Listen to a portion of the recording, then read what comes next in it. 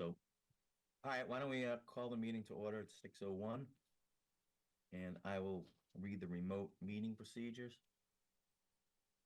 This meeting will be conducted remotely over Zoom. Attendance by board commission members will be remote, and remote attendees shall count towards quorum. The meeting will be broadcast live and recorded on ECAD. To use Zoom, you will need to use the link on the agenda or download the Zoom application at www.zoom.us and create an account, or use one of the call-in numbers listed on the agenda. You'll need the webinar ID to join by phone only. While conducting meetings remotely, we will endeavor to keep meeting operations as close to our standard procedures as possible. However, use of the platform will necessitate some additional meeting protocols. While the board members or commissioners and applicants will be on video and audio, public participants will join the webinar as attendee, meaning they are muted with no video feed from them. During the public testimony portion of the meeting, members of the public can be recognized by using the raise hand function found under participants from Zoom, or make a request for the Q&A function. If you're joining only by phone, you can press *9 to raise your hand.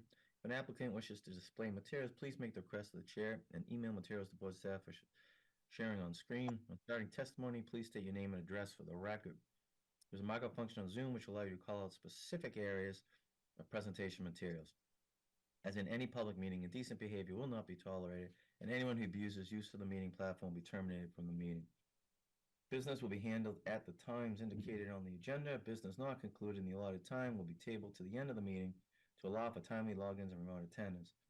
Board members are asked to announce themselves when making a motion in seconds, so it will be clear to the audience and minute takers who make motions. All votes will be roll call. When all business indicated on the agenda has been completed, the members will vote to adjourn the meetings, signaling the end of the meeting and the termination of the ECAD broad recording. All participants will be disconnected from the webinar at that time. Applicants will join the webinar as an attendee and promoted to panelist at their agenda item. Applicants will then be able to share their screens and present their materials. As much as possible, presentation materials should be provided beforehand so that materials can be included in the public record. Individual board chairs and staff may wish to keep screen sharing to their computer. Applicants are encouraged to speak with staff prior to the meeting on how material will be presented. There we go. All right, so why don't we start with attendance? I am here. Ken? Present. I don't see Jamie. Lauren? Here. Thank you. And thank you for coming, Lauren, because I wasn't sure how many we would have. I appreciate you jumping on. Nancy? Here. All right. Jason? Present. Dan? Present. Yes, Dan. All right.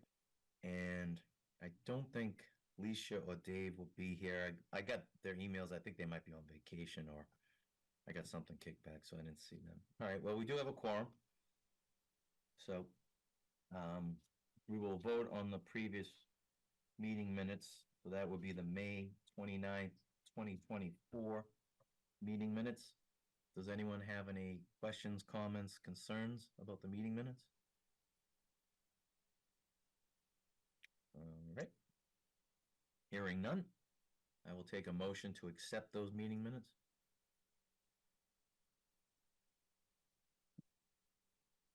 Moved, Carlson. Carlson, do I have a second? Lucas, second. Nancy, second. Okay, we'll do a roll call vote. I am a yes. Ken? Yes. Lauren? Yes. All right. Dan? Yes. Nancy? Yes. And Jason? Yes. All right. So those minutes pass unanimously. So we will move on to the rest of the agenda. Dave Field isn't here, so we're going to just table that first. We'll just table that first water treatment facility project update till our next meeting. And I didn't know, Walter, if you just want to give us a quick rundown. Any changes in the early elementary school project? I know we're talking about lead and the certificate of occupancy last time. Yeah, no real updates. We've been going back and forth in that period. We've returned some initial responses that they had, so really no update there. Just moving through the process with lead, and we've been closing out items pretty diligently with the school. I think there's 5 or 6 items left to take care of over the summer that Brate's been working on. Just tough to get vendors there for small items. So they're working on it and working to have it closed out by the end of August, or that list complete by the end of August. Yeah, and are they still under a temporary COO or no? I didn't Yep. know. Yeah, okay. All right. All right. Anyone have any questions, comments, concerns about the early elementary school project? All right. Seeing none, why don't we move on to the public safety and public works project update? Right. Tonight we're going to have some design updates, go through some renderings, updated renderings. We'll go through a permitting update, quick CX procurement update. We'll go over schedule and next steps, and then we'll take any questions or comments from the group. KVA's designer work plan for the DD phase. Really, the highlight is that 8/29 or 8/28 date where the documents are going to be heading over to, excuse me, to the estimators, and then that period will commence. We'll be looking to get our DD estimates in, and then looking to wrap up that by the end of September with this group. So that package will go get put together during that month. And then this group will be able to view that and then have a vote to make sure we're still within the budget as we move forward into the final CDs and the CD stage. So really nothing out of whack on the designer work plan. Everything's tracking right along with the schedule. And I will turn it over to Greg for rendering update. Greg, if you want to take control, or just let me know when you want me to switch the screen. Yeah, I'll just let you know, Walter. So Yep. not major updates, but what we've been working on internally is just really kind of refining the entry, the canopy above the entry, and starting to add in some of the detailing into the masonry that we've seen. Walter, if you just want to switch on to the next image. And this is the same with all buildings, though we're only showing the public safety building tonight. We'll show more on the other buildings as we go through. So again, kind of placement of signage, moving things around, kind of getting the composition to work on the exterior has been a focus of ours, in addition to refining kind of how we're doing all of the building envelope details, making sure we're complying with those new kind of stretch code requirements that have some pretty specific requirements on kind of thermal bridging and things like that, as well as refining how we terminate different conditions into each other and things like that. So you'll see kind of not major updates, but refinements, I would say, in the design as we go through the next couple of months here. We can just jump to the next one, Walter. So as you can see, we are still a work in progress, particularly around the EOC and training room there, where we're trying some different metal panels to see if we can get the look kind of how we want it to look, make sure that the proportions fit in well with the surrounding area and building. So that's really kind of where we're at right now. And Walter, if you want to just jump to the next.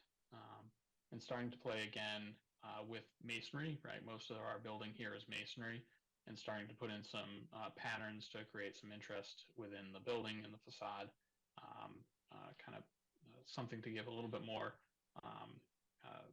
class and appearance to the building that is normally just a kind of blank brick wall. Just jump on, Walter. So I think that's all the renderings, Greg. And yeah, so again, just to show some progress on what we've been working on, things that we're kind of still experimenting with as we get kind of refined down into the detailing.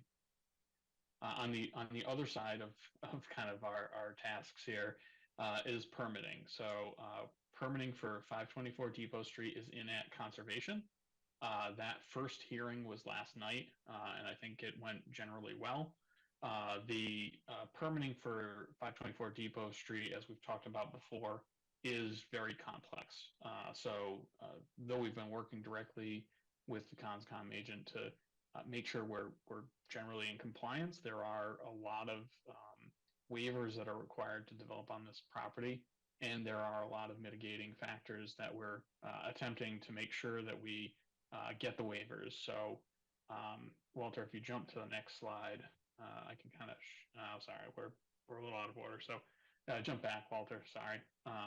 So we're working on that, and we anticipate at least one more hearing, and most likely a third hearing for ConsCom before we close. We have received our DEP file number with only one minor comment that we'll address, but it really wasn't of consequence.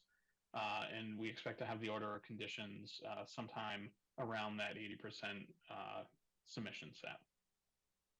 Planning and zoning, again, we're a little behind on planning and zoning as we kind of look at it back to the schedule, but that's because generally planning and zoning here needs to have the stormwater report intact and ready to go. That is part of the conservation hearing right now, and we are doing some revisions to the stormwater design in certain places where our confirming test pits, once we've located our stormwater basins, resulted in a higher groundwater table than we were originally anticipating on. So we've made some adjustments to the design. We're still tweaking a couple things to get the stormwater report finalized for the resubmission into ConsCom. We have had that looked at by the conservation agent's peer reviewer. That peer reviewer is the same peer reviewer for planning and zoning. So this, will proceed. It's not like we're stuck, so it won't really affect the schedule, but those dates will fluctuate slightly.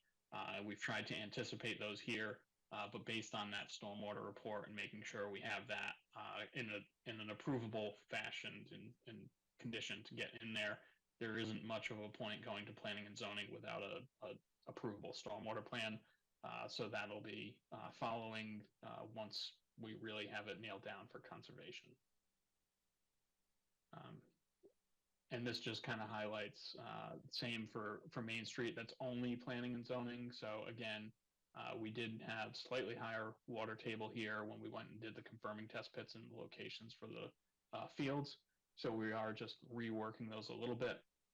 Our focus right now, since we are bidding these together, is 524 Depot, because that has to be in front of ConsCom and planning and zoning. 321 Main Street does not need to go before ConsCom because we're outside of all the jurisdictional areas. So this is only a planning and zoning approval for special use permit because we are in a special zone. And I'm not going to try to say it, Walter, if you can remember what the zone is. I thought it was a spelling mistake. That's how tough that word is. Sorry. Yeah. So anyway, I'm not going to attempt it. But it's basically, a nonprofit religious organization because it is part of the school. So that is why we have to go for that special use permit. Again, there are no zoning variances or anything like that are required for either property. So there's no ZBA hearings. This is really just a site use permit for both properties. Just move on to the next, Walter. So I just wanted to recap for the committee a little bit of the presentation from last night at the Conservation Commission. So this shows our impacts on wetlands, all of which are temporary. There are no permanent impacts, as we've talked about before, on the wetlands because we are spanning the wetlands with our two bridges. That allows us to kind of avoid some of the MEPA requirements, some of the ACEC requirements that are either local or state bylaws by doing so. So that's great news. You can see the total impacts are less than 1,000 square feet that are temporary, and really that's just temporary matting in order to get the construction equipment across these areas in order to build the bridges, right? We can't kind of airlift equipment in, so this gets the equipment on the other side of the wetlands so that we can actually build the abutments and then place the bridges. We'll just jump through to the next one, Walter. And as part of the mitigation, which will allow us hopefully to get these waivers to develop on this site, is the remediation of the trash that's left over from the former use. So the team of Weston and Sampson's LSP department has been out quantifying the materials, geolocating the materials, and sampling the materials to ensure that we can include the removal of these and the abatement of anything that's there to adequate levels as part of the project. So the team has identified approximately 2,500 tons of debris, not pounds, tons, along with a debris area that measures about 53,000 square feet. So pretty big area. It's not all consistently like the pictures you see. And Walter, if you jump to the next slide, we'll see a couple more conditions now on a slide that's a little bit more detailed than you've seen before. So same 6 pictures on the left that you've seen in previous presentations. We're now showing these in relationship to the debris areas and in relationship to the square footage of debris associated with those areas. So you can see there's small pockets, some of which are actually in the wetland. So the next slide will show us how we're kind of mitigating those factors. So 4 kind of levels of treatment and mitigation for these areas. So the first is really a low disturbance removal, non-wetland area, kind of taking the taking the stuff out with maybe some small equipment, but hopefully by hand, raking the area, cleaning up all the loose trash, and then, if necessary, seeding it with a conservation mix to reestablish kind of the existing grade. The second area is removal within a wetland area. So those removals are about 5,000 square feet, a little over 5,000 square feet of removal within the wetland area. That debris is relatively consolidated. It's usually like 55 gallon, empty 55-gallon drums, some steel debris and things like that. So removable likely by hand. And to restore those areas after we rake will be a wetland seed mix to kind of reestablish that wetland area. The third area is that area of plastic jugs and bottles and bags. That area is going to take a much more aggressive removal because it is kind of intermingled with the soil.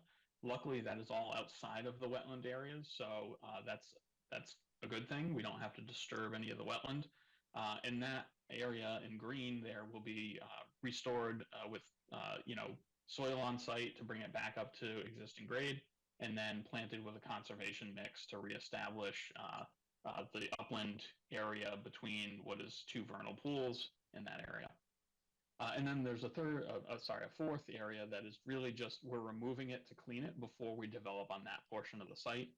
Again, this is a slightly less littered area, but there are scattered pieces and parts of all sorts of things kind of littered down in this neck, almost all the way down to the 4th vernal pool along the power line easement. So big areas, a lot of debris to take out. Obviously it's a challenge, but it is one of the things that provides mitigation or public benefit that the project brings to the town that will allow us hopefully to gain the waivers from the Conservation Commission to allow us to build within these buffer zones. So hopefully that was somewhat concise, but helpful to see, as we get more bits and pieces of the information and really start to present them in a more concise way, you can really see kind of the impacts of these areas. That was pretty much exactly what we talked about at the ConsCom with and that continuance until 7/29 or 8/5. Yeah, and I would say the commissioning agent has provided a pretty extensive list of comments and questions that we're in the process of addressing and responding to, as well as the peer reviewer has provided a number of questions or comments on the design that have been helpful and really has taken the project in a good direction. We're working hard to get the stormwater resolved, which we think we'll be able to. One of the ways we're able to do that is we're actually going to take the buildings and raise them up an additional foot on the sites. Gives them a little bit more elevation. It gives us a little bit of additional separation between where our system is and where groundwater is. Typically, you have to have 4 feet between the bottom of system and groundwater. With mounding analysis, which I won't pretend to explain, Ken, you can get down to 2 feet. So we do expect we will be doing the mounding analyses on the site and being within 2 feet of the high groundwater level. but we do believe we can get all of those in, particularly in the subsurface systems. Those we'll just have to move around and likely change them from plastic units to precast units, just to get us a little less height in those systems, to make sure we fit them all with the proper separations. Not major changes, but just minor tweaks in the design to make sure that we get everything in and have enough space on the site to do all this while keeping with all the requirements. So with that, we'll just jump to the next slide, Walter. Yep. And that's just, I'll throw it back to you. I just, in case anyone else wants to, was there anything they asked for, Walter and Greg, anything that the Concom asked for that you weren't anticipating? Sounds like no. It was, we had the entire we had meetings prior to that, so they really didn't even ask anything. They want to see all the responses from KBA and Weston Sampson.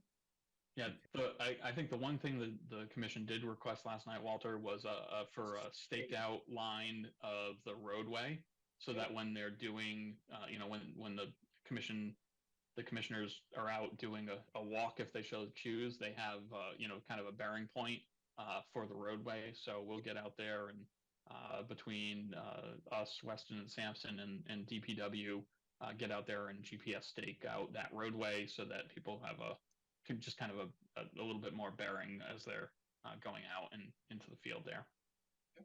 And I just have one other question that I can't believe it's 2,500 tons of trash. Yeah. Wow. And again, where's these that are cost come from? I didn't know. Is that built into our project cost, or is that going to come from the town? I didn't know, because that sounds like that could be expensive. we do have that carried in our estimate, right, Walter? Yep.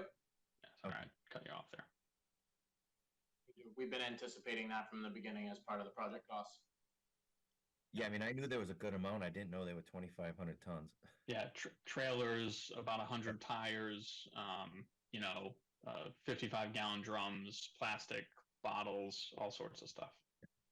Yeah, I've walked the property. I've seen it. It's a mess back there. Well, I was good with cleaning that up. Anyone else have any questions, comments, concerns about the permitting update? I just want to say that as a 35-year resident of Easton, I'm disgusted that our town fathers let that occur. That couldn't have been an allowed use of that property, even though it was privately held.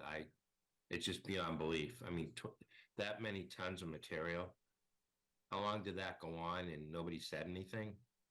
I mean, and some of that was probably hazardous material, or, I mean, we don't know that now, but, tires and it's really disgusting that happened. So Ken, I will just say we have tested both soil and water on site to ensure that there aren't any, quote unquote hazardous materials. That said, and none have been discovered, and there haven't been any buried materials at this point. Like we showed in the pictures, the bottles and the plastic bags are kind of intermingled with soil, but they're not really buried. The pile in most cases only is about a foot deep. But still, it's a foot deep, sure, but it's not as deep as we once had thought based on a couple of early test pits. It's generally about a foot of layer there. Again, nothing has hit on, LSP. That said, PFAS in Easton is a big topic. There's hundreds of thousands of pounds of plastic out there, likely containing some levels of PFAS. We didn't test for PFAS because we just assume it's there, and we'll remediate the solid debris best we can, and is discoverable in those areas, and get it as clean as possible. Yep. Absolutely. Anyone else have any questions, comments, concerns about that, the permitting? I just have one question on the permitting. If anything was to get held up for like a short period of time, does that wind up affecting overall project schedule? Is there enough things that can be happening concurrently where it's not going to wind up causing any delays in the start? Yeah, generally, Jason, we have enough kind of schedule here that nothing's a big concern. Anything can happen, sure, but we feel pretty confident that we'll be able to get through in 3-4 hearings. There aren't major items here that we think they're not seeing this for the first time. The commission is to some extent, but the commissioning agent, the Conscom agent has, as a town employee, has helped us through and made sure that we understood what, generally is expected for projects in town. So we've kind of headed off a lot of the kind of low-hanging fruit, I'd say.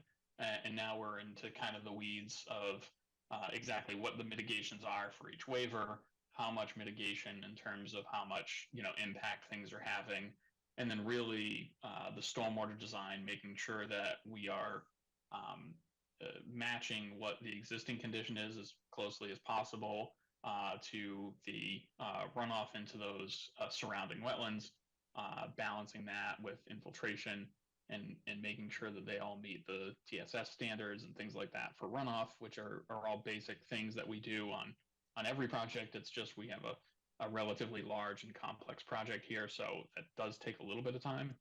But no real concern at this point, based on, if we continue to a fourth or a fifth hearing, they meet every 2 weeks. The board seems, to be straightforward in their approach to going through projects. So.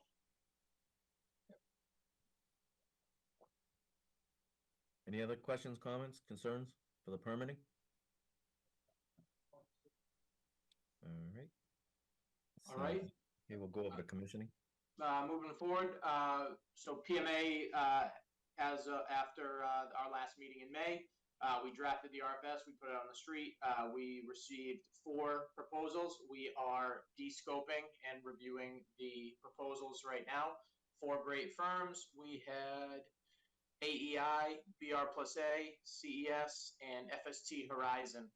So all companies we've worked with in some form or another. So we will be leveling those and making sure that the best option is brought forward to this committee for the next meeting in August. And that group will then perform the review of the CDs and then also at the 100% before bid. And then they'll be on with us on board throughout construction, closeout, and turnover for the town. So keep an eye out for next meeting. We'll be looking for a vote from the MBC on approval of commissioning agent. So Walter, we will select, the MBC will select. We're going to make a recommendation to you. Okay. And it'll be based on their qualifications and then also their bid. All right, maybe you can send those proposals and whatever you have over to us before that meeting. We'll send it. Yeah, we'll send it in advance. Yeah, just the whole group. That's great. We'll send the recommendation letter and the breakdown of that in the four packages. All right. We have combined the master project schedule to reflect the phase that we are in. You see the highlighted area of the planning and zoning and review for Concom, and then the 80% design phase right there. 8/29 to 9/18 will be the estimating period. That next building committee after that would be the 26th of September, and we'd be looking to move that forward on that date. So a lot of work to do in the next few months. But we're chugging right along in advance of those 100% CDs.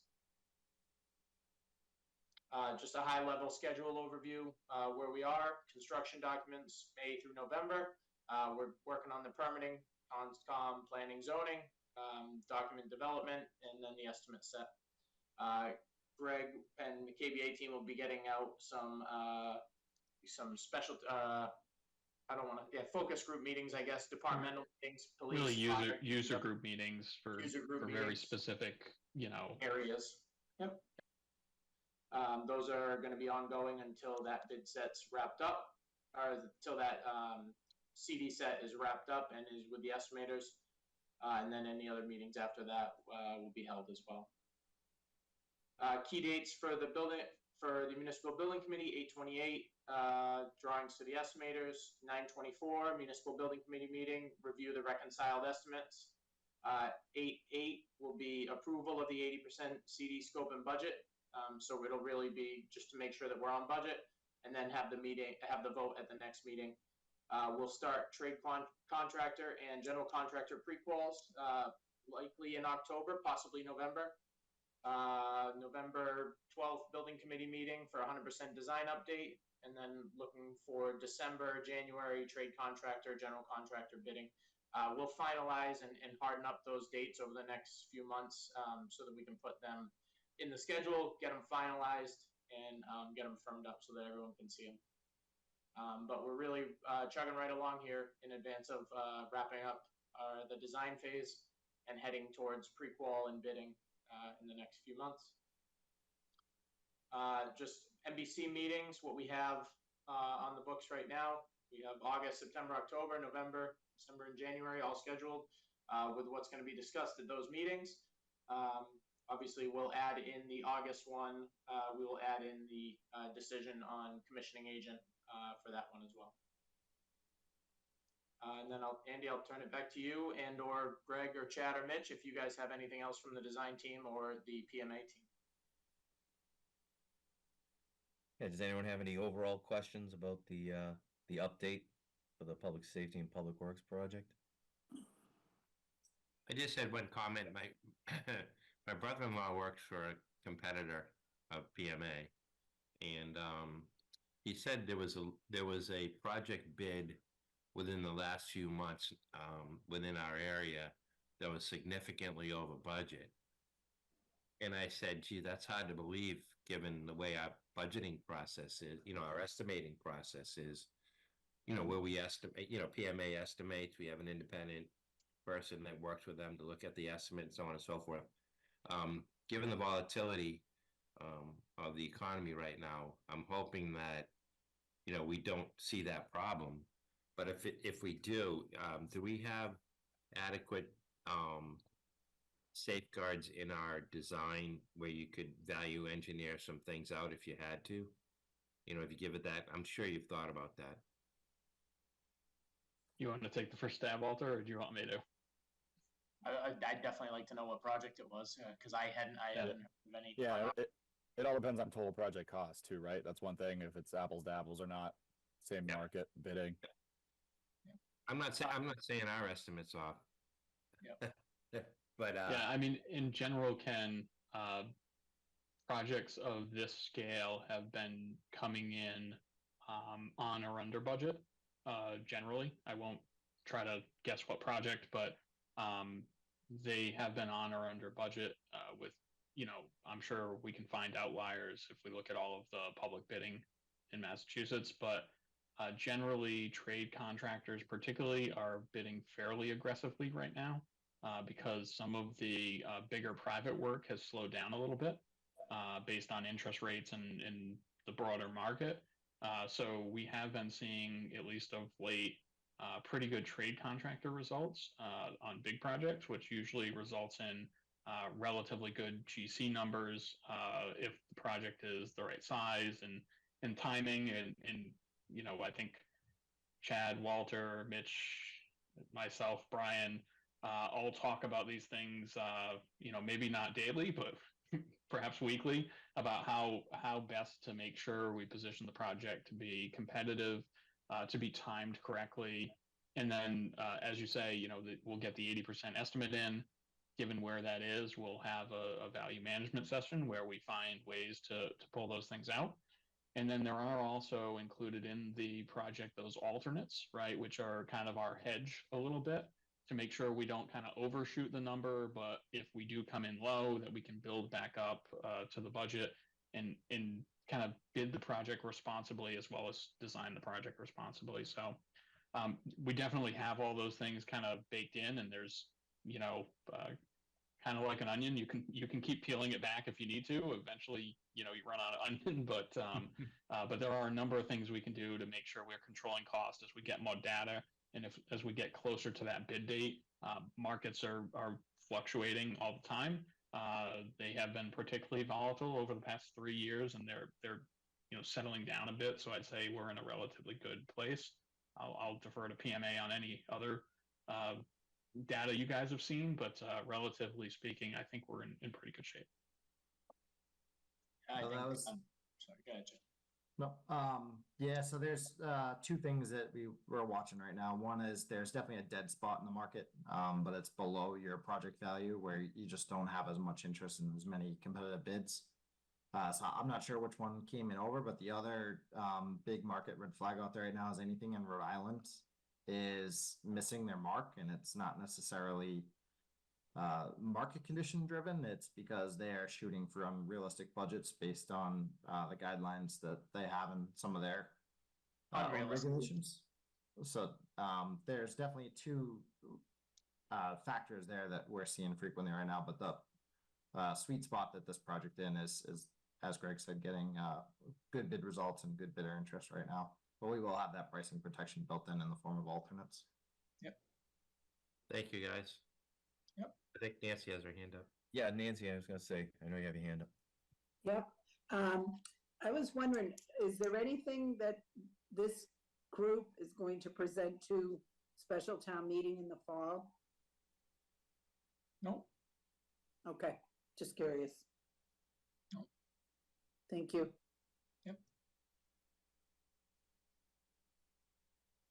All right, any Oh, other? I will say Connor has not asked for that. We were not planning on it.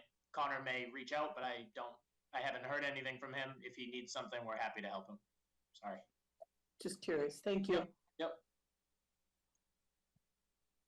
Any other questions, comments, concerns about the update? All right, seeing none.